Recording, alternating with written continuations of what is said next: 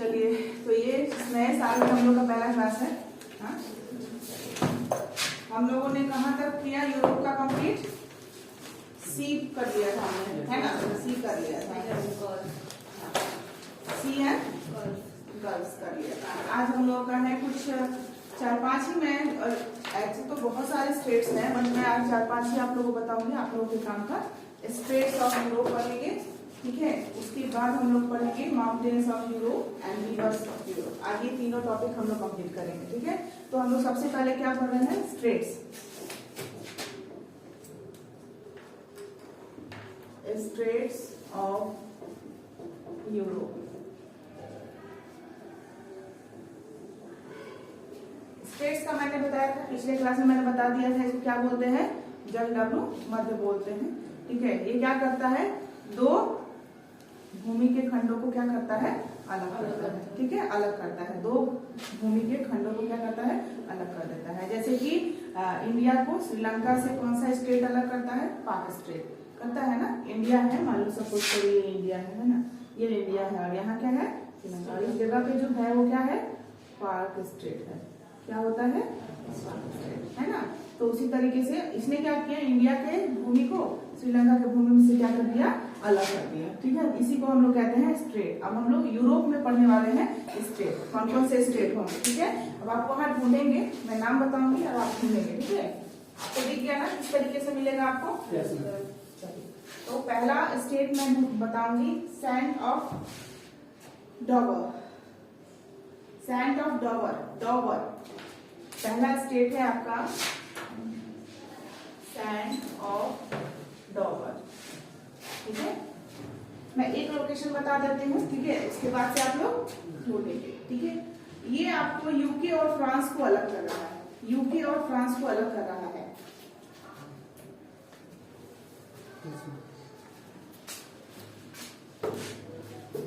UK और France को अलग कर रहा है। फ्रांस तो दिख गया होगा आपको, thank you.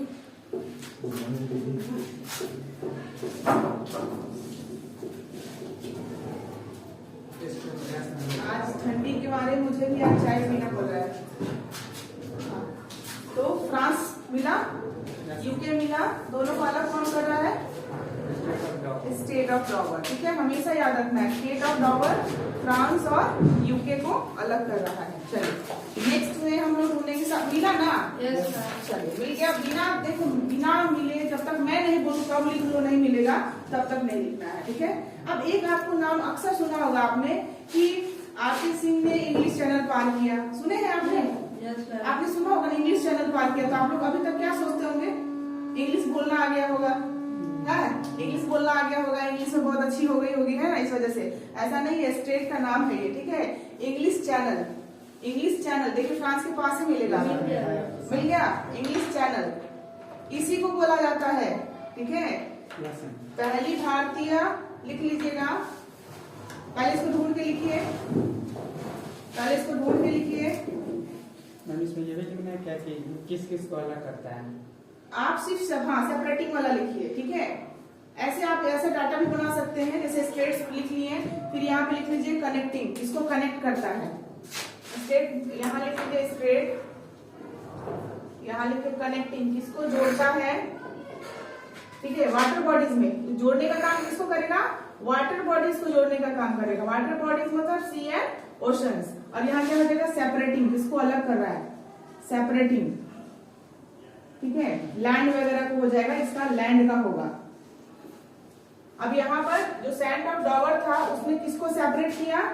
UK and France को, ठीक है। अब आप बताइए कि कौन से दो वाटर बॉडीज है जिसको मिला रहा है। आप जैसे लैंड को अलग किया, यहाँ जब हमने इसके लैंड को अलग किया तो इधर का कुछ वाटर बॉडीज था और इधर का कोई वाटर बॉडी था। इधर क्या था? अरेबियन था और इधर क्या था? बे ऑफ बंगाल। उसको कनेक्ट कर दिया था। उसी तरीके से ढूंढिए तो कि इसमें किसको किसको कनेक्ट कर रहा है? नॉर्थ अटलांटिक को और नॉर्थ सी को। वेरी गुड, ठीक है, उसी को लिखिए। तो कनेक्ट किसको कर रहा है? North Atlantic.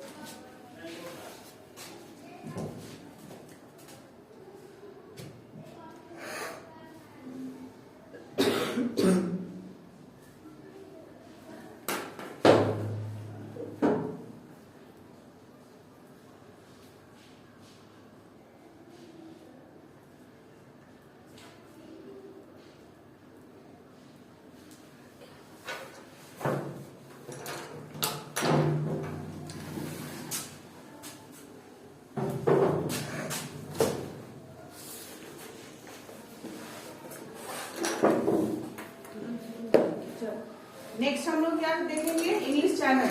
इंग्लिश चैनल किसको किसको सेपरेट कर रहा है? इसको ही, सेम ही है ना, यूके और फ्रांस को ही है, बट इसमें देखिए इसको कनेक्टिंग क्या कर रहा है? सेकंड में आ गया क्या आपका? English channel. अब देखिए ये इंग्लिश चैनल से मैं दो चीज आपको बता देती हूँ जो कि मे भी पॉसिबल है आपसे पूछ सके, ठीक है। इसका सेम ही होगा, यूके और फ्रांस को अलग करेगा, और ये सेम नॉर्थ अटलांटिक को भी क्या करेगा? नॉर्थ अटलांटिक से ओशन एंड नॉर्थ सी को क्या कर रहा है? ये कनेक्ट कर रहा है ना। सेम ये भी करता है इंग्लिश चैनल। अब इंग्लिश चैनल के बारे में थोड़ा सुन लीजिए, ठीक है। पहले इंडियन जो इस इंग्लिश चैनल को क्रॉस किए थे वो मिहिर सेन थे। कौन थे? मिहिर सेन। मेल में मिहिर सेन थे पहले इंडियन जिन्होंने इंग्लिश चैनल को क्रॉस किया था, ठीक है। लेकिन अगर फीमेल का, मैक्सिमम अभी फीमेल के बारे में पूछा जाता है, तो फीमेल में कौन थी? आरती साहा। कौन थी? आरती साहा, ठीक है। नाम लिख लीजिएगा। पहले मेल कौन से? मिहिर सेन, और फीमेल कौन थी? आरती साहा। देखिए इंग्लिश चैनल के बारे में आए दिन आप न्यूज में भी सुनते होंगे, आए दिन ये चीज जो है ना, इसको क्रॉस करना एक वर्ल्ड का रिकॉर्ड बनाता है ना। उसमें ही आरती साहा ने इसको क्रॉस करके वर्ल्ड का रिकॉर्ड बनाया था। अभी इससे पहले आप लोग को समझ में नहीं आता होगा कि इंग्लिश चैनल क्या है ना। आज समझ में आ गया, स्ट्रेट है। क्या है? स्ट्रेट है। चलिए नेक्स्ट हम लोग जॉर्ज चैनल करेंगे, सेंट जॉर्ज चैनल।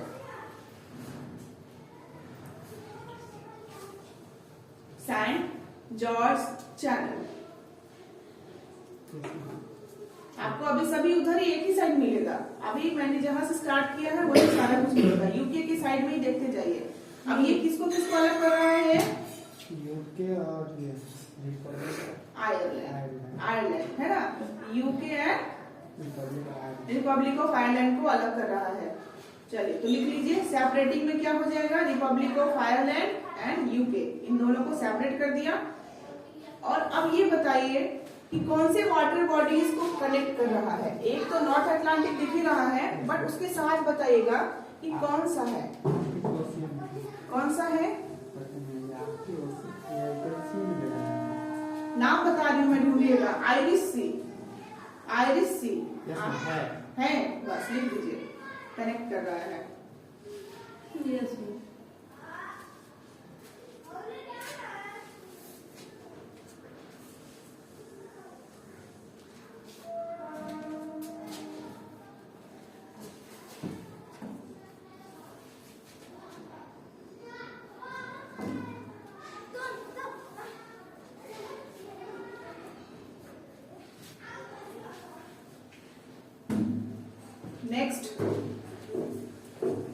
नेक्स्ट में लिखिए आप स्ट्रेट ऑफ ऑटरैंटो। स्ट्रेट ऑफ ऑटरैंटो मिला? हाँ, तो ये किसको किसको अलग कर रहा है? ऑटरैंटो तीन देशों को अलग कर रहा है। ध्यान से देखिएगा, तीन देशों को अलग कर रहा है। और ट्रेंटो जो है वो तीन देशों को अलग कर रहा है। कौन कौन सा है? इटली से ग्रीस, हाँ ठीक है, ग्रीस है, इटली है और अल्बानिया, इन तीनों को अलग कर रहा है। चलिए लिख लीजिए, Italy, Albania and also Greece. State of क्या है ये? ऑटरैंटो। आप ये जो पढ़ रहे हैं ना, आप फिक्र मत कीजिएगा। आपका जो है ना मैपिंग उस लेवल का हो रहा है जहां आप यूपीएससी का भी मतलब प्रीलिम्स का जो है ना मैप से रिलेटेड क्वेश्चन बना सकते हैं। मैं ये नहीं कह रही हूँ कि मैं पूरा यूपीएससी का तैयारी करवा रही हूँ आप लोगों को, लेकिन हाँ उससे रिलेटेड, मैप से रिलेटेड मैं आपको करवा रही हूँ। अच्छे अच्छे लोग ये सारे कुछ आपको नहीं बता पाएंगे। आप जानकारी ले सकते हैं, पूछ सकते हैं लोगों से। इवन और लोगों को पता नहीं होगा कि अल्बानिया भी एक देश है। ये सब बहुत सुंदर है। इन सब को देखे हैं गूगल पर, फोटो देखे है ना, इतना अच्छा दिखता है। अपना देश भी देखिएगा, सुंदर नहीं दिखता है। अपना बिहार में बहुत दिखता है। वो तो लोगों से होता है ना, देश तो सुंदर ही होता है, लोग उसे अच्छा और खराब बनाते हैं। तो हमारे यहाँ के लोग बुरे हैं, देश को बुरा नहीं कह सकते। हमारे यहाँ के लोग बुरे हैं।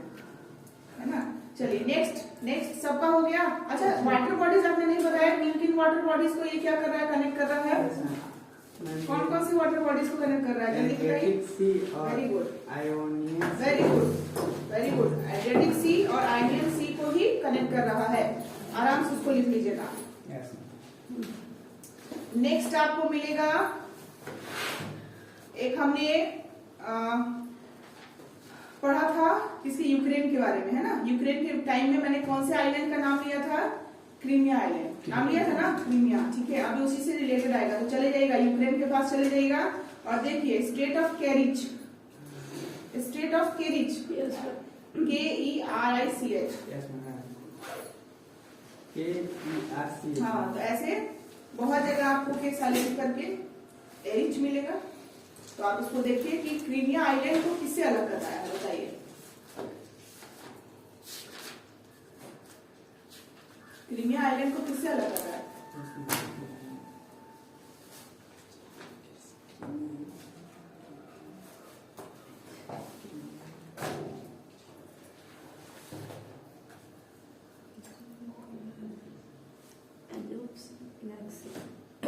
क्रीमिया आइलैंड को वो रसिया से अलग कर रहा है, देखिए ध्यान से, कर रहा है। स्टेट ऑफ कैरिच क्रीमिया आइलैंड को रसिया से अलग कर रहा है। चलिए वाटर बॉडी का बताइए, कौन कौन सी वाटर बॉडी इसको कनेक्ट कर रहा है? तो वेरी गुड, एजोव सी और ब्लैक सी को कनेक्ट कर रहा है, और सेपरेट किसको कर रहा है? क्रीमिया आइलैंड को रसिया से अलग कर रहा है ना। और ये कौन सा स्टेट है? State of Kerch. ठीक है, तो स्टेट्स के बारे में एक और स्टेट में बता देती हूँ आपको, बाकी अधिक आपको मैं इसमें नहीं घुसाऊंगी। अधिक घुसाने का मतलब है कि आप भी जो है परेशान हो जाएंगे। एक आप लिख लीजिए लास्ट स्टेट अपने लिए, मेरे लिए तो बहुत सारे स्टेट है इसमें, आप अपने लिए लास्ट स्टेट लिखिएगा डार्डेनल्स, डार्डेनल्स स्टेट, डार्डेनल्स स्टेट ढूंढिए, आपको मिलेगा ग्रीस के साइड में, ढूंढिए ग्रीस। अब तो आपको कंट्री देखने में मजा आ रहा होगा ना, पता होगा कि ग्रीस कहाँ मिलेगा। तो डार्डेनल्स स्ट्रेट आपको मिलेगा ग्रीस के साइड में, और बताइए कि ये किसको कनेक्ट कर रहा है और किसको सेपरेट कर रहा है, फटाफट बता दीजिए।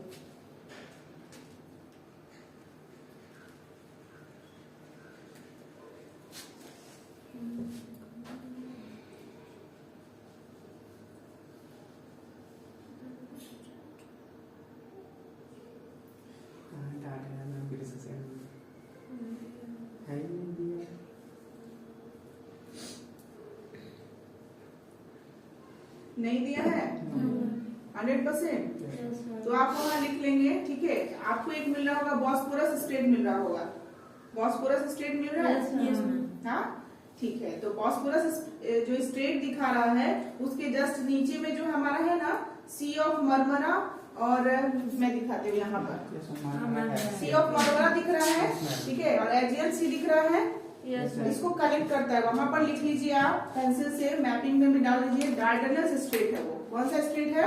Dardanelles state. इसमें देखिए यहाँ पर बिल्कुल आपको मिलेगा ये, ठीक है। यहाँ हम लोग जाएंगे, ये वाला पार्ट, ये वाला पार्ट मिलेगा, ठीक है। यहाँ वाला जो पार्ट है वो मिलेगा आपको, यहाँ पे सी ऑफ मरमरा और एजियन सी, इसको कनेक्ट करता है। और अलग किसको कर रहा है? ग्रीस को तुर्की से अलग कर रहा है, ठीक है, ग्रीस को तुर्की से अलग कर रहा है। बस इतना ध्यान देना है। तो वहां क्या, कौन सा स्टेट लिखिएगा? डार्डेनल्स। इंपॉर्टेंट है, स्टार लगा लीजिए। डार्डेनल्स इसलिए पूछेगा क्योंकि तुर्की कहाँ का है? एशिया का है ना। तुर्की कहाँ जाएगा? हमारा एशिया का हिस्सा चला जाएगा ना, कुछ हिस्सा जो है यहाँ जुड़ा हुआ है। ध्यान से देखिएगा, जो तुर्की है वो कुछ हिस्सा आपको कहा जाता है यूरोप में, और कुछ हिस्सा, अधिक हिस्सा एशिया का है।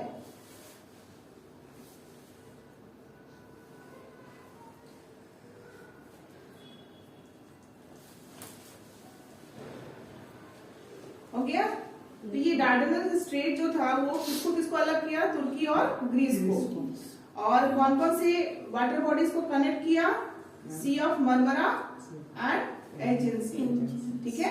अब याद रहेगा वहां पे, देखिए मैप में भी कुछ नहीं है, छूट गया है, आपको वो चीज मिल रहा है ना, वो स्टेट का नाम मिल रहा है, तो इसको ध्यान रखिएगा। हर चीज लोग कहते हैं ना बुक रहने से हम लोग पढ़ लेंगे, बुक तो है हमारे पास, ऐसा नहीं होता है। इसलिए तो टीचर बनाए गए हैं कि आपको कहीं से ढूंढ के नॉलेज दे सके। नेक्स्ट हमारा टॉपिक है mountains of Europe. Next topic हमारा है, इसमें 4-5 लाइन छोड़ के रखिएगा, हो सकता है मैं कुछ और बाद में बताऊं कुछ स्टेट के बारे में, तो 4-5 लाइन छोड़ के लिखिएगा। अभी फिलहाल मैंने आपको इम्पोर्टेंट इतना बताया है।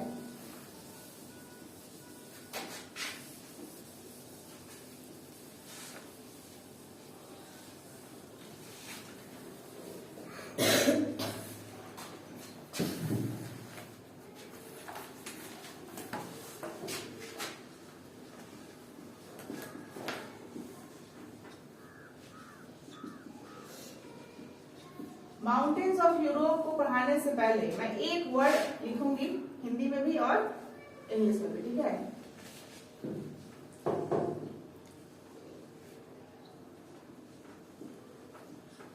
एक ये आएगा, इसको हिंदी में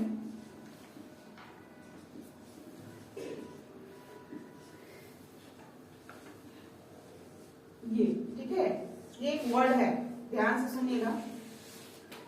अक्सर ये क्वेश्चन पूछा गया है, ठीक है, यूरोप से रिलेटेड क्वेश्चन रहता है। ये जो स्कैंडिनेवियन है, ठीक है, ये किन किन देशों को बोला जाता है, यूरोप के किन किन देशों को बोला जाता है, ये है क्या, है ना। तो ये एक ऐसे देशों का समूह है जहाँ का जो कल्चर होता है या लैंग्वेज होता है ना, सेम होता है ना। जब कुछ देशों का आपस में मैच होने लगता है ना, तो हम लोग उसको क्या बोलने लगते हैं, कुछ एक नाम देते हैं ना, जैसे कि जैसे दो राज्य का अगर सेम हमारा लैंग्वेज या फिर कलाकृति वगैरह मिल रहा है, तो हम लोग कहते हैं ये बुंदेलखंड का है ना, इस तरीके का बोल देते हैं ना, ये बुंदेलखंड की आर्ट कला का है ना, कला। अगर आप सेम कला बना रहे हैं, तो जैसे बोल दिया कि अगर एक तरीके का है मंडल आर्ट, है ना, तो हम लोग क्या बोलते हैं, मंडला आर्ट है ना, ये मंडला आर्ट है। उसी तरीके से मैच करने पर लैंग्वेज के आधार पे या कल्चर के आधार पे जिन देशों का मैच करता है, मिलता है, आपस में इतिहास मिलता है, उनको हम लोग क्या कहते हैं, स्कैंडिनेवियन कंट्रीज बोलते हैं, ठीक है। इसमें आपको स्कैंडिनेवियन कंट्रीज में आपको हो जाएगा नॉर्वे, स्वीडन, फिर डेनमार्क, ठीक है, आइसलैंड, और एक नाम मैं अभी बताऊंगी, आपको ढूंढना है, फर्रा। देखिए तो फर्रा आइलैंड मिल रहा है आपको कहीं, हाँ, फरो भी बोलते हैं उसको, फरो, FARRO, फरो। जहां आइसलैंड है उसी के पास है, जहां आइसलैंड है उसी के पास है ना, FAEROE है, मिल गया। हाँ, तो ये भी आपका क्या हो जाता है, FAEROE। फरो आइलैंड भी जो है ये इस समूह का हिस्सा है, ठीक है। नॉर्वे, स्वीडन, डेनमार्क, आइसलैंड और फेरो आइलैंड। लेकिन एक चीज और बताऊं, एक चीज और है, जब इन सब के साथ प्लस फिनलैंड को भी जोड़ देते हैं, जब इन सब के साथ फिनलैंड को भी जोड़ देते हैं, तो ये हो जाता है फिनो स्कैंडिनेवियन, ठीक है। मतलब फिनो अलग से आ जाता है, इसका भी कुछ मैच करता है, जिसकी वजह से फिनलैंड को लेने पे क्या हो जाता है, फिनो स्कैंडिनेवियन हो जाता है, स्कैंडिनेवियन हो जाता है। अदरवाइज अगर इसमें देखा जाएगा तो इतने ही कंट्री आते हैं, ठीक है, क्लियर है। तो नॉर्वे, स्वीडन, डेनमार्क, आइसलैंड और फेरो आइलैंड इसके हिस्से हैं, ठीक है। लेकिन अगर फिनलैंड को ऐड कर दिया है तो वो फिनो लग जाता है, उसमें क्या हो जाता है, फिनो। तो इस तरीके से पूछ सकता है, कुछ कंट्री का नाम लिख देगा, बोलेगा बताइए इसमें से कौन सा नहीं है ना। अब जर्मनी घुसा देगा, अब पूछेगा क्या जर्मनी जो है स्कैंडिनेवियन कंट्री है, तो नहीं है, हमने पढ़ा हुआ है ना। तो इनका क्या है, कल्चर लैंग्वेज के आधार पे ये लोग ये ग्रुप कहलाते हैं, ठीक है। तो ये चीज नोट कर लीजिएगा, ठीक है। और इसके नाम से ही एक माउंटेन भी है, यस है। स्कैंडिनेवियन के नाम से आपको एक माउंटेन है, माउंटेन देखिए, आप उसको ढूंढिए कहाँ कहाँ फैला हुआ है। ये नॉर्वे और से लेके स्वीडन तक फैला हुआ है, ठीक है। ये माउंटेन की बात हुई है ना। और ये हमने क्या बोला, रीजन की बात किया हमने, है ना, ग्रुप के बारे में कि इस ग्रुप में कौन कौन से देश आएंगे। क्लियर है। माउंटेन की बात यहाँ नहीं हुई है, इसको नोट कर लेंगे, इंपॉर्टेंट पार्ट है आपका। और एक चीज आपको बनाना होगा, आपसे पूछ सकता है कि नॉर्वे और स्वीडन के चारों ओर कौन कौन से वाटर बॉडीज हैं, है ना, ये भी पूछ सकता है आपको। Hello, good morning. हाँ जी, बोलिए।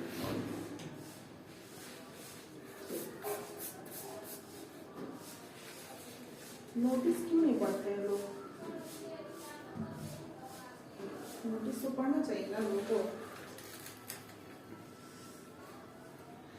फिर कहते हैं लोग नोटिस नहीं लिखवाते हैं, फिर लिखवाने से क्या फायदा।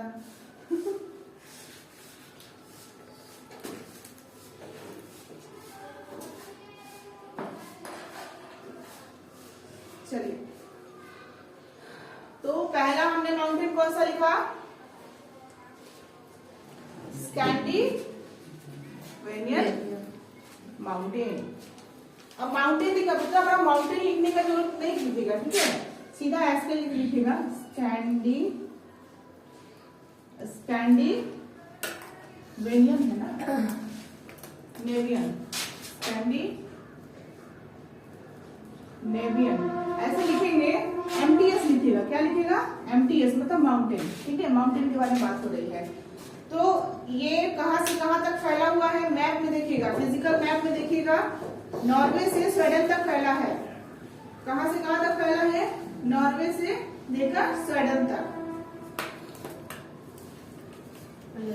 है ना।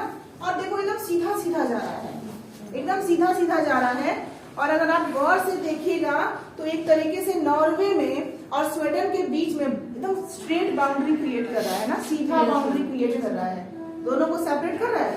बस इतना ही ध्यान रखना है, बस आपको लिखना है कि कहाँ कहाँ फैला हुआ है। दूसरा आप लिखिए माउंटेन में, दूसरा माउंटेन आप लिखेंगे जॉलेन माउंटेन। जॉलेन, के साइलेंट रहेगा, के से लिखा रहेगा स्पेलिंग। दूसरा माउंटेन है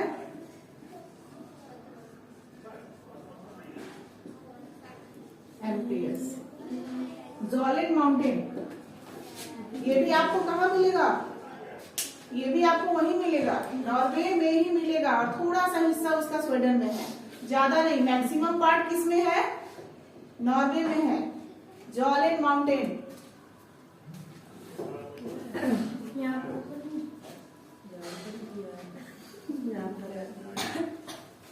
जॉलेन माउंटेन मिला, जॉलेन माउंटेन है।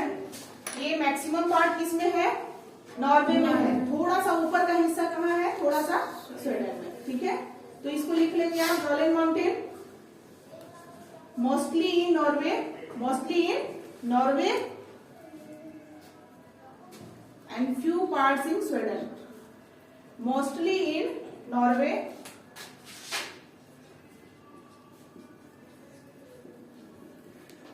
अधिकतर भाग कहाँ है इसका, नॉर्वे में है, and few parts in Sweden.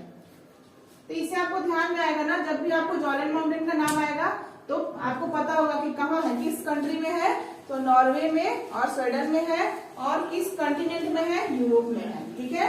Next आप माउंटेन ढूंढेंगे, ये आपको माउंटेन जर्मनी में मिलेगा, जर्मनी के पास देखिएगा, ठीक है, हर्ज माउंटेन, हर्ज माउंटेन, हर्ज माउंटेन।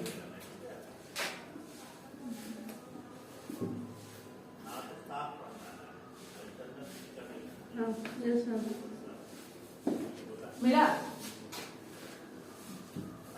हर्ज माउंटेन जर्मनी में है। एक चीज ध्यान रखिएगा, इसको जरूर यहाँ पर ऐसे लिखिएगा, इन जर्मनी लिख के, इन जर्मनी लिख दीजिएगा, और जर्मनी के नीचे ऐसे लिखिएगा ब्लैक फॉरेस्ट, क्या है, यहीं पर क्या पाया था है, ब्लैक फॉरेस्ट, ठीक है। और आपको आगे जब मैं बताऊंगी ना रिवर्स के बारे में तो आपको समझ में आएगा कि मैम ने ब्लैक फॉरेस्ट का नाम क्यों लिखवाया था। तो ब्लैक फॉरेस्ट कहाँ है, जर्मनी में है। कहाँ है, जर्मनी में है, ठीक है। और यहाँ से दो ऐसी नदियां निकली हैं जो बहुत लंबी नदियां हैं यूरोप की। नहीं मिला, हार्स माउंटेन क्या है? हार्स माउंटेन्स नहीं मिला, जर्मनी में, बर्लिन के नीचे। जर्मनी का कैपिटल बर्लिन है। बर्लिन के नीचे देखो, हर्ज, HARZ।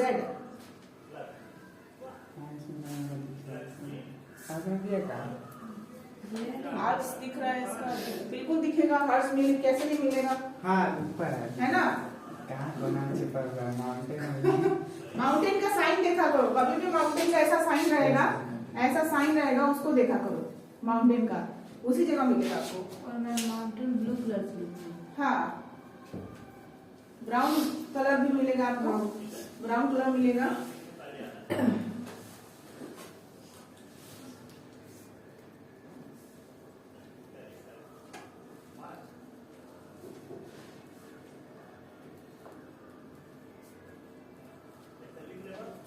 हो गया।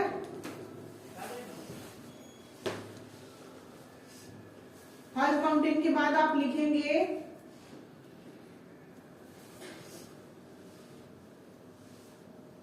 वॉस्जेस माउंटेन। वॉस्जेस माउंटेन फ्रांस में मिलेगा। मैं कंट्री बताते जा रही हूँ आपको। वॉस्जेस माउंटेन,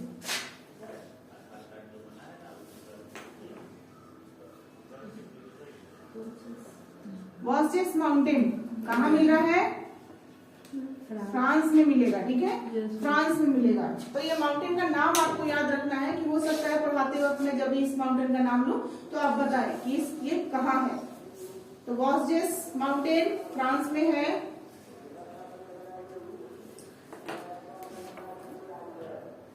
एक आपको मैं बता रही हूँ, लिखे माउंट एटना ढूंढिए। माउंट एटना आपको कहाँ मिलेगा बता देती हूँ। इटली के पास सिसिली आइलैंड है, सिसिली आइलैंड, वहां देखिए माउंट एटना है। इसको स्टार लगा लीजिएगा, माउंट एटना, ठीक है। कहाँ है ये, हाँ सिसिली आइलैंड, सिसिली आइलैंड के पास है, ठीक है।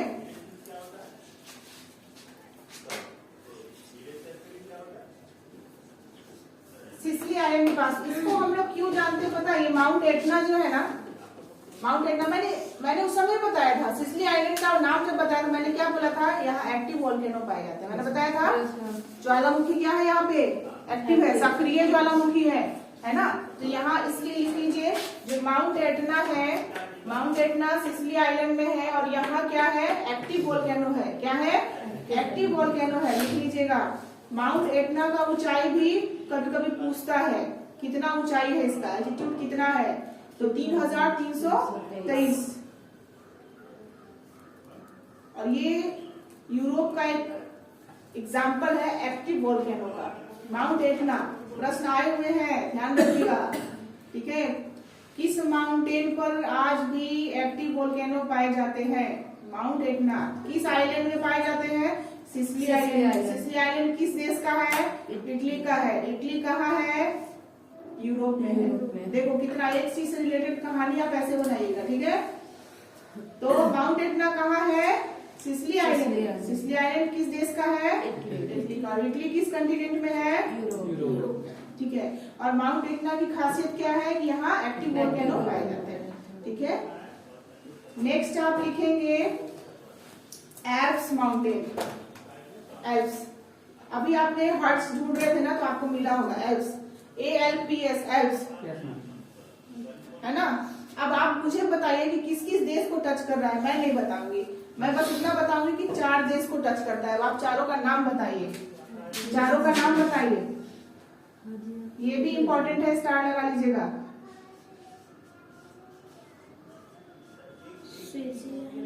यस मैम, स्विट्जरलैंड, इटली, ठीक है, इटली हो गया, वेरी गुड। स्विट्जरलैंड हो गया, वेरी गुड। लिंचेस्टीन है क्या? लिंचेस्टीन नहीं है। नहीं, ऑस्ट्रिया। ऑस्ट्रिया है, वेरी गुड। और ये ऑस्ट्रिया है और फ्रांस है। फ्रांस है, वेरी गुड। चारों नाम आपने बता दिया। अब आप लोग हो गए हैं, महारथी हो रहे हैं मैप देखने में, गुड। तो एल्प्स माउंटेन में क्या क्या लिख लीजिएगा? Italy, France, Switzerland and Austria. Clear है? याद रखिएगा, एल्प्स माउंटेन पूछा जाता है आपका जो है माउंटेन्स। मैंने कितना माउंटेन्स करवा दिया? 6 ना? आपके लिए काफी है 6। Italy, France, Switzerland and Austria, ये 4 देशों को टच करता है एल्प्स माउंटेन। ठीक है, आप नीचे में नोट लिखिएगा। नोट क्या लिखिएगा? नोट है, अपने अपने पास नोट है तो रख दीजिए नोट। नोट नहीं रखे हुए हैं? कोई बात नहीं, लिख के काम कर लीजिए। नोट नोट रखिए, नोट रखिए और उस पर लिखिए एल्ब्रस। क्या लिखेंगे? एल्ब्रस। ये क्या है मैम, इसके बारे में बताइए, है ना? नोट है, नोट रखिए। इतना महंगा गांधी जी का, तो अब हम लोग को जानना जरूरी है। तो ये यूरोप का हाईएस्ट पीक है। क्या है? यूरोप का highest peak. Elbrus is the highest peak of Europe. पूरे यूरोप का सबसे ऊंचा पीक है। ठीक है, और ये किसके पास है पता है? जिस माउंटेन का भी नाम मैंने नहीं बताया है इसलिए छोड़ दिया है कि यहाँ बता दूंगी तो काम हो जाएगा। ठीक है, यहाँ लिख लीजिए Elbrus is the highest peak of Europe. अब भाई ये तो पता चल गया कि यूरोप का सबसे ऊंचा चोटी कौन है? एल्ब्रस है। लेकिन एल्ब्रस किस पहाड़ का चोटी है भाई, ये भी तो पता होना चाहिए ना, है ना? तो मैं अभी पहाड़ का नाम बोलूंगी और आप उसको ढूंढेंगे। कौकासस। यहाँ पे कौकासस लिखे। क्या है? कौकासस। Oh my God! I have a call from Iran. Iran. Why Iran is calling me? I am not attending that call. कहीं यहीं से तो चला दिया तो क्या होगा? ऐसा छोड़ दिया तो क्या होगा? ठीक है, तो कौकासस माउंटेन, ठीक है, लिख लेंगे। तो हमने माउंटेन कितना लिखा? 7 माउंटेन्स के बारे में पढ़ा, 6 यहाँ और यहाँ क्या लिखेंगे? कौकासस। इसमें कौकासस माउंटेन का ये चोटी है। ठीक है, ध्यान रहेगा आपको। कौकासस माउंटेन के पास है ये एल्ब्रस। ठीक है, कौकासस माउंटेन के पास में एल्ब्रस चोटी मिलेगा आपको, मतलब वही उसी के रेंज में आपको एक पहाड़ है। हाँ, तो फाइनली हमने माउंटेन्स क्लियर किया यूरोप का। ठीक है, कितने माउंटेन्स हुए हमारे? हाँ, तो सबसे पहले स्टेट्स को आप लोग लिख लीजिए, रिवाइज कीजिए। हमने कौन कौन सा स्टेट कंप्लीट किया? स्टेट ऑफ डॉवर हुआ सबसे पहले, उसके बाद इंग्लिश चैनल हुआ, फिर सेंट जॉर्ज चैनल हुआ, फिर आपको कौन सा हुआ? स्टेट ऑफ ऑटरंटो और स्टेट ऑफ कैरिज, है ना? और एक और बताया था मैंने, एक डार्डेनल्स स्टेट बताया था। ठीक है, याद रखिएगा। ऐसे एक और इम्पोर्टेंट स्टेट है, स्टेट ऑफ जिब्राल्टर। अगर लिखिएगा तो अच्छा रहेगा, लिख लीजिए, उसमें लिख लीजिए स्टेट ऑफ जिब्राल्टर। ढूंढिए स्टेट ऑफ जिब्राल्टर कहाँ है। ये इसलिए इम्पोर्टेंट होता है क्योंकि ये यूरोप को अफ्रीका से अलग करता है। ये यूरोप को अफ्रीका से अलग करता है। मोरक्को कंट्री होगा अफ्रीका का।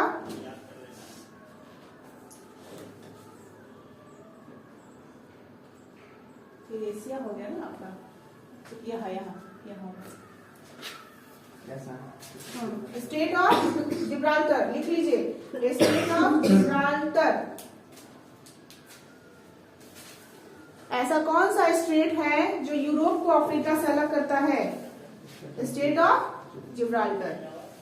कौन सा स्टेट अफ्रीका को यूरोप से अलग करता है? Gibraltar, state of Gibraltar. ठीक है, तो यूरोप का कौन सा कंट्री है वहां पे बच्चा ये बता देना। यूरोप का कौन सा कंट्री है? स्पेन है, वेरी गुड। तो अफ्रीका का लिख लीजिएगा मोरक्को। क्योंकि अभी आपने पढ़ा नहीं है ना अफ्रीका के बारे में, इसलिए आप लिखेंगे यूरोप, जहां लिखेंगे ब्रैकेट में लिख देंगे स्पेन, एंड लिखेंगे अफ्रीका, ब्रैकेट में लिखेंगे मोरक्को। कौन सा देश है जिससे अलग हो रहा है? Morocco. State of Gibraltar Europe को अलग करता है। यूरोप में कौन सा देश है यहाँ पे? स्पेन। एंड अफ्रीका को अलग किया। अफ्रीका में वहां उस जगह पे मोरक्को देश है। कौन सा देश है? इसको स्टार लगा लीजिएगा, इंपॉर्टेंट स्टेट है। जिस तरीके से भारत श्रीलंका का पूछा जाता है उसी तरीके से इसका भी पूछा जाता है कि दो कंटिनेंट को अलग कर रहा है, यूरोप को अफ्रीका से अलग कर रहा है। ये मोरक्को का नाम सुनिए, आज कोई यात्री आया हुआ था ना? कौन आया था बताइए? इवन बतूता आया था? यस मैम, आया था क्या? अच्छा, नाम सुनिए। वेरी गुड, कम से कम दिमाग काम कर रहा है ना। यस यही होता है, कनेक्टिंग सीखो, कनेक्ट करना है हमें। इतिहास भी जब पढ़ेंगे ना तो मैप कनेक्ट होगा, ज्योग्राफी भी पढ़ेंगे तो मैप कनेक्ट होगा, है ना। ये सारा पढ़ेंगे, यहाँ तक कि पॉलिटी पढ़ेंगे तो भी हमारा मैप कनेक्ट होगा। तो कैसे कोई कह सकता है कि mapping is not important? Map का क्लास करना इम्पोर्टेंट नहीं है। बहुत लोग बोल देते हैं मैप का क्लास करना इम्पोर्टेंट नहीं है। ठीक है, मैंने 9th के स्टूडेंट लोगों को पढ़ाना शुरू किया था स्टार्टिंग में, सबसे पहले मैप का। तो वो जहाँ ट्यूशन करने जा रहे थे ना, तो वहाँ के टीचर ने बोल दिया, लेट से गए होंगे, मेरा क्लास लंबा चलने लगता है, लेट से गए तो वहाँ के टीचर ने बोल दिया क्या मैप पढ़ते हो, फालतू का, कभी काम आने वाला है, ये तो ऐसे ही टाइम पास हो रहा है। आके बच्चे ने मुझसे बोला यार क्या है यहाँ का एजुकेशन सिस्टम, लोग समझते नहीं है क्या इंपॉर्टेंस है। आप पॉलिटी बिना मैप का पढ़ सकते हैं, आप इतिहास पढ़ सकते हैं बिना मैप का, ज्योग्राफी पढ़ सकते हैं बिना मैप का, तो फिर आप कैसे कर रहे हैं, है ना। इवन और सोचिए आप साइंस तक में मिनरल्स के बारे में जब पढ़ते हैं तो भी आपको स्टेट और एरिया के बारे में पढ़ना होता है, कंट्री के बारे में पढ़ना होता है, किस कंट्री में कौन सा मिनरल और मिल रहा है। तो फिर कैसे कोई कह सकता है ना। तो मैं ये नहीं कहूंगी कि उनको जानकारी नहीं है, सच में जानकारी नहीं है, मैप के इंपॉर्टेंस के बारे में उनको जानकारी नहीं है। ठीक है, काश उनको भी कोई जाके समझा दे कि बहुत इंपॉर्टेंट है, आप भी पढ़ लीजिए। ठीक है, अब हम लोग नेक्स्ट आएंगे, 2-3 रिवर है, अधिक रिवर नहीं है हम लोगों के लिए। ठीक है, 2-3 रिवर आप लोग लिखेंगे, उसके बाद फिर हम लोग क्लास ओवर कर देंगे। Reverse of Europe next topic है, रिवर्स ऑफ यूरोप लिख लीजिएगा।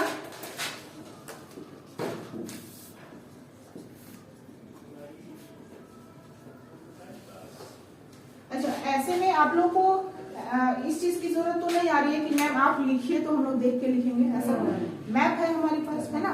मुझे बस बताने की जरूरत है, आप लोग खुद ढूंढ के लिख सकते हैं। और खुद से किया हुआ काम जो होता है ना बहुत ही पक्का होता है, कभी भूलते नहीं है। ठीक है, तो रिवर्स ऑफ यूरोप, सबसे पहला हम लोग रिवर करेंगे विस्टुला रिवर। विस्टुला रिवर, और मैं कैपिटल का नाम बताऊंगी, कंट्री आप लोग ढूंढिएगा, वार्सो। वार्सो किसका है? पोलैंड का। वेरी गुड, अब ढूंढिए विस्टुला रिवर। विस्टुला पहला रिवर हमने किया, विस्टुला। वेरी गुड, मिल गया तो लिख लीजिए विस्टुला रिवर। वार्सो मैंने बताया, वार्सो किसका है? पोलैंड का। पोलैंड का मिला, पोलैंड में आपको। वेरी गुड, लिख लीजिए। वार्सो के पास से निकलता हुआ दिख रहा होगा आपको रिवर। ठीक है, एक रिवर है ओडर रिवर। ओडर, ऑर्डर नहीं है, ओडर है, ओडर है, लिख लीजिए वो भी, ओडर रिवर। अब ये बताइए ओडर रिवर कहां से कहां जाता हुआ दिख रहा है, किसके बीच में? ओडर रिवर किसके किसके बीच में है? पोलैंड तो ऑलरेडी है, पोलैंड तो ऑलरेडी है, और जर्मनी। सिंपल सी बात है, जर्मनी का ही तो सेंटर है ना पोलैंड। बस सिंपल सा आपको उसको याद रखना है। तो जर्मनी एंड पोलैंड के बीच में है कौन सा river? Oder. Oder river, Oder river आपका जर्मनी और पोलैंड के बीच में है। एक रिवर आप लिखिए वेसर रिवर, जर्मनी में ढूंढिएगा वेसर।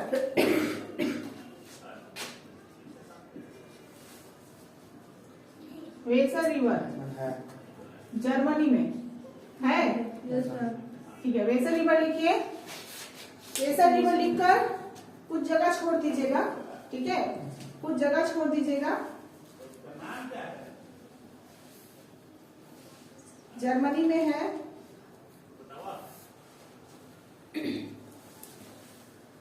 एक ढूंढिएगा एल्बे रिवर, एल्बे, ELBE है, यस मैम। एल्बे रिवर मिला? Yes ma'am. एल्बे रिवर कहाँ मिल रहा है आपको? जर्मनी में ही मिल रहा है। कहाँ मिल रहा है? हाँ, जर्मनी में मिल रहा है, ठीक है। तो आप एक चीज लिखिएगा, एल्बे रिवर जो है ना,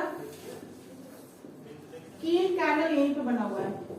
कौन सा कैनल?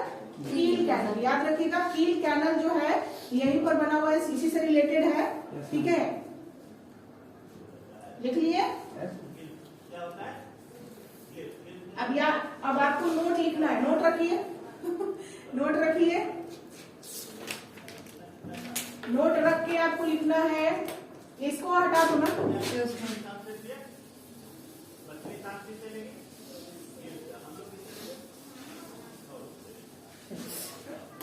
नोट रख दिए, विस्तुला और ऑर्डर रिवर लिखिए।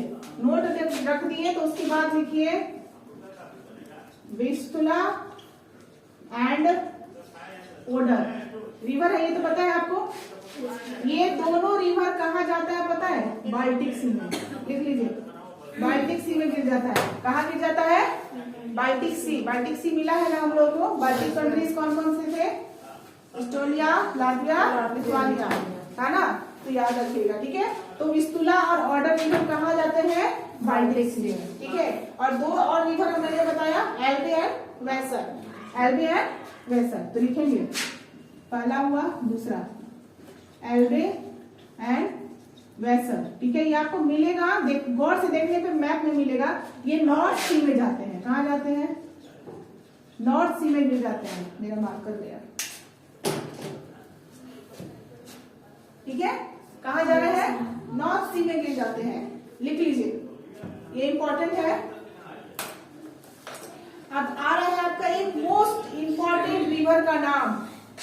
मोस्ट इंपॉर्टेंट रिवर का नाम आ रहा है, उसका नाम है Rhine river. Rhine river, RHINE, Rhine river. मिल गया मैम। राइन रिवर मिल गया। जर्मनी और फ्रांस को क्या कर रहा है? वो जोड़ रहा है, कर रहा है ना। तो पांचवा रिवर आप इंपॉर्टेंट में लिखेंगे राइन रिवर। राइन रिवर करने दो।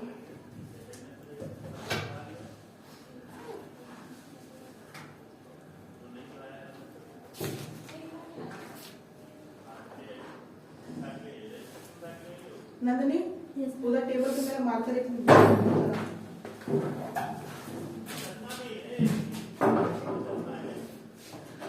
यहाँ से मेरा मार्कर सब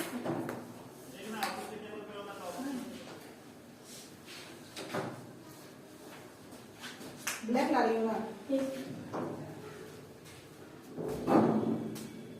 अब मैंने राइन रिवर को इम्पोर्टेंट क्यों बोला है ना? राइन रिवर को इम्पोर्टेंट इसलिए बोला है कि यूरोप का सबसे बिजिएस्ट रिवर है ये। यूरोप का सबसे, इसके बारे में भी हम लोग बहुत लंबा लिखेंगे। राइन रिवर के बारे में क्या करेंगे? बहुत लंबा लिखेंगे। राइन रिवर, ठीक है। ये इंपॉर्टेंट है, बहुत इंपॉर्टेंट रिवर है ना। जैसे इंडिया के लिए क्या है हमारा? गंगा रिवर जो है वो क्या है? रिवराइन पोर्ट है। रिवराइन पोर्ट मतलब समझते हैं आप लोग? ऐसी नदी जहां पर जहाज वगैरह आता है। नदी में कभी सुने हैं जहाज चलता हुआ? नहीं सुने है ना। लेकिन ये समुद्र की तरह बड़ा सा है जिसमें जहाज आ सकता है ना। तो वैसे नदी को हम लोग रिवराइन पोर्ट बोलते हैं। क्या बोलते हैं? Riverine port. इंडिया का रिवराइन पोर्ट कौन है? गंगा है। उसी तरीके से राइन रिवर जो है ना, ये भी यूरोप का सबसे बिजिएस्ट रिवर है। क्या लिखेंगे? Busiest, busiest river of Europe. सबसे बिजिएस्ट रिवर है यूरोप का। इसका मतलब क्या है? यहाँ पे क्या हो रहे होंगे? ये यहाँ पर अधिक से अधिक जहां पोर्ट होगा, ये जहाज आ रहे होंगे, ठीक है। दूसरा लिखिए, पहला आपने इसको क्या क्या लिखा था? जर्मनी और फ्रांस को क्या कर रहा है, ये बीच में है, जर्मनी और फ्रांस के बीच में ही तो लिख लिया था ना आपने। राइन रिवर कहाँ कहाँ मिला आपको, जर्मनी एंड फ्रांस मिला ना। अब एक चीज ध्यान दीजिएगा, जर्मनी में कौन से माउंटेन से निकल रहा है और फ्रांस में कौन से माउंटेन से निकल रहा है, ये बताइए। जर्मनी में और फ्रांस में बताइए। जर्मनी में मैंने कौन सा माउंटेन बताया था, हर्ज माउंटेन, लिख लीजिए हर्ज माउंटेन। कहां से निकल रहा है ये, हर्ज माउंटेन, हर्ज माउंटेन से। और फ्रांस में मैंने कौन सा बताया था, वॉसगेस बताया था, लिख लीजिए वॉसगेस माउंटेन। अब आपको ध्यान रहेगा कि ये नदी जो है किस किस माउंटेन से जुड़ी हुई है और किस किस देश से जुड़ी हुई है, और ये सबसे बिजिएस्ट है और यहाँ सबसे ज्यादा ट्रेड होता है। क्या होता है यहाँ पर, ट्रेड मतलब क्या होता है, व्यापार, ठीक है, ट्रेड होता है। और यहाँ ये आपको रिफ्ट वैली भी कहलाता है। क्या कहलाता है, रिफ्ट वैली भी कहलाता है। अब रिफ्ट वैली क्या होता है मैम, भ्रंश घाटी सुने हैं, भ्रंश घाटी, भ्रंश घाटी क्या होता है, नर्मदा नदी के बारे में जानते हैं, उल्टी क्यों बहती है, क्योंकि वो रिफ्ट वैली में है ना, रिफ्ट वैली में है जिसकी वजह से वो उल्टी बहती है। सभी नदियां कहाँ से आती है, पश्चिम से पूरब की तरफ गिरती है, लेकिन ये पूरब से पश्चिम में चली जाती है। तो भ्रंश घाटी होने की वजह से नर्मदा नदी जाती है ना। नर्मदा और ताप्ती भी है जो उल्टी बहती है, लेकिन ताप्ती बीच में ही खत्म हो जाती है। लेकिन नर्मदा क्या होती है, पूरब से बहते बहते पश्चिम में जाके अरेबियन सी में गिर जाती है, ठीक है। तो ये किस वजह से हुई, भ्रंश घाटी की वजह से। भ्रंश घाटी क्या होता है ना, अचानक से आते आते आते उसका ढलान हो जाता है, जिसकी वजह से खंडित हो जाता है भूमि, जिसकी वजह से रास्ता बदल देता है नदी का। तो उस वजह से नर्मदा नदी का रास्ता बदल गया है। सेम उसी तरीके से राइन रिवर का भी क्या होता है, रिफ्ट वैली होने की वजह से ये रास्ता इसका भटक जाता है। भ्रंश घाटी होने की वजह से क्या होता है, इसका रास्ता भटक जाता है। तो इसलिए आपका यहाँ लिख लीजिएगा रिफ्ट वैली रिवर, इसको क्या बोलते हैं, रिफ्ट वैली रिवर। अब स्टार डाल के लिख लीजिएगा, इंडिया का रिफ्ट वैली रिवर किसको मैंने बोला, इंडियाज रिफ्ट वैली रिवर मैंने किसका नाम बताया, नर्मदा। किसको बताया, नर्मदा, याद रखिएगा। यूरोप का रिफ्ट वैली रिवर कौन है, राइन रिवर, और इंडिया का कौन है, नर्मदा। कनेक्ट करके हम लोग ऐसे ही चलते जाएंगे। तो आज आपको मैंने रिवर के बारे में बता दिया। एक रिवर छूट रहा है बट उसके बारे में मैं अलग से बताना चाहूंगी आपको, ऐसे लिख लीजिएगा, ठीक है। उसके बारे में अलग से बताना इसलिए चाहूंगी कि वो बहुत सारे 10 देशों से होकर गुजरता है। कितने देशों से, 10 देशों से होकर गुजरता है, ठीक है। अब मैं नाम बता दे रही हूँ, 10 देशों का नाम आप लिख के लाएंगे, ठीक है। लिखिए, Danube river, Danube river, Danube river दुनिया का एकमात्र ऐसा नदी है जो 10 देशों से होकर गुजरता है। डैन्यूब रिवर 6 नंबर हो गया, कहाँ गया आपका, डैन्यूब, डैन्यूब, Yes, DANUBE, मिल गया ना। और याद रखिएगा, दुनिया का एकमात्र नदी जो 10 देशों से होकर गुजरता है, ठीक है। हाँ, तो छठा 6 नंबर पे हम लोग क्या पढ़ रहे हैं, डैन्यूब रिवर,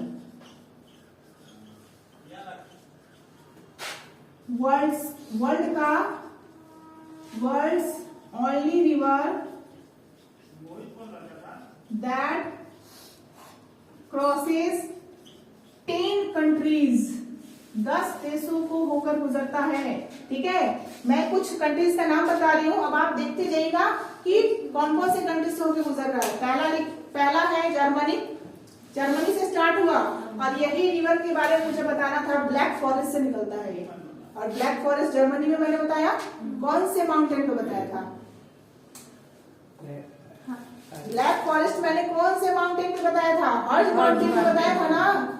तो अगर आपसे पूछेगा डैन्यूब रिवर किस माउंटेन से निकल रहा है, तो हर्ज, किस देश से, जर्मनी, है ना।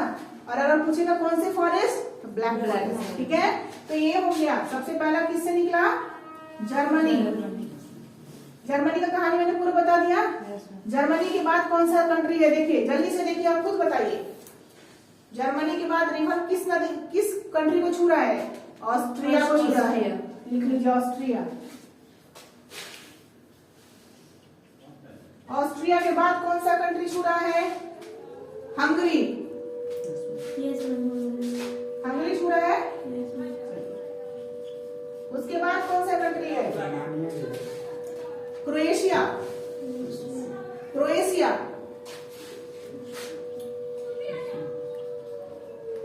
क्रोएशिया।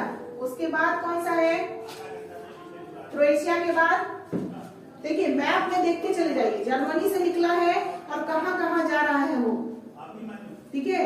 हम लोग देखते जाएंगे कि कहाँ कहाँ है। आपको दिख रहा होगा पूरा रिवर, पॉलिटिकल में भी रिवर है, पॉलिटिकल में देखेंगे तो रिवर लिखा हुआ है, और आप चुपचाप वहीं से देखते चले आइए, ठीक है। तो हम लोग यहाँ तक पहुंच गए, क्रोएशिया। उसके बाद बुल्गारिया। बुल्गारिया है, Yes, ma'am. बुल्गारिया। उसके बाद रोमानिया। अब उसके आगे का कंट्री आप लिख के लाएंगे, होमवर्क, ठीक है। यहाँ पे क्या हो गया? क्रोएशिया के बाद बुल्गारिया, और बुल्गारिया के बाद कौन सा कंट्री मैंने बोला? रोमानिया।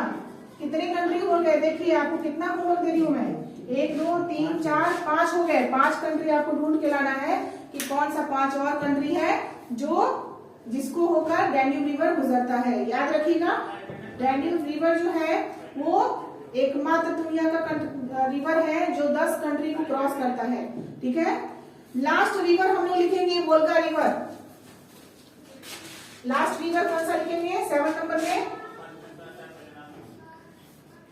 वोल्गा रिवर, ठीक है। इसमें भी स्टार डाल लीजिएगा। वोल्गा रिवर क्यों इंपॉर्टेंट है जान लीजिए। वोल्गा रिवर सबसे लंबा नदी है यूरोप का, ठीक है। वोल्गा रिवर क्या है? Longest river of Europe, longest river of Europe, बस इतना याद रखिएगा। और यूरोप का सबसे लंबा नदी है, और ये निकलता कहां से है? वाल्दाई हिल से निकलता है। कहां से निकलता है? originates from Waldai Hills। याद रखिएगा नाम, लॉन्गेस्ट रिवर है किसका? यूरोप का, ऑफ यूरोप। चलो इतना तो तुम लोग लिख ही लोगे।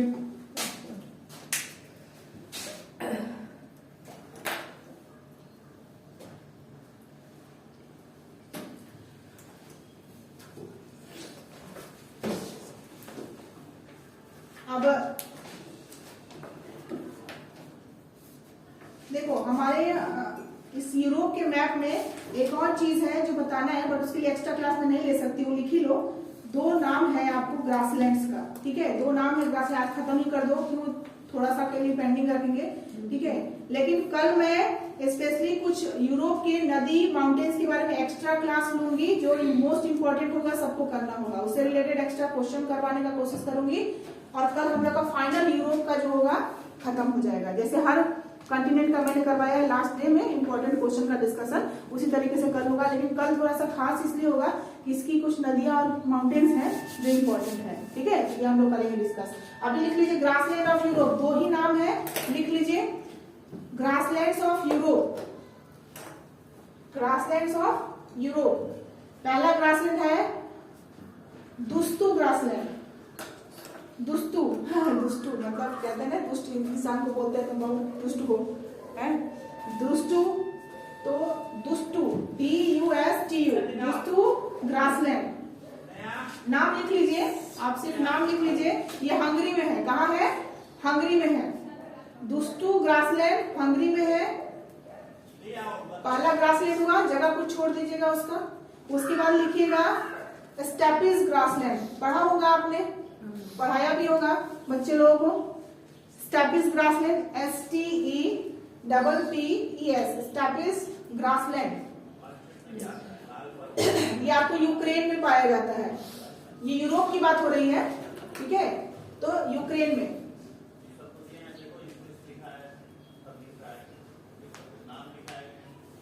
नोट डालिए, नीचे नोट डालिएगा, थोड़ा सा जगह छोड़ के, ग्रासलैंड को जगह छोड़कर नोट डालिए। और नोट में लिखिए लदोगा लेक। कौन सा लिखिएगा? नोट में लिखिएगा लदोगा लेक। मैम ये क्यों लिखवाया आपने लेक?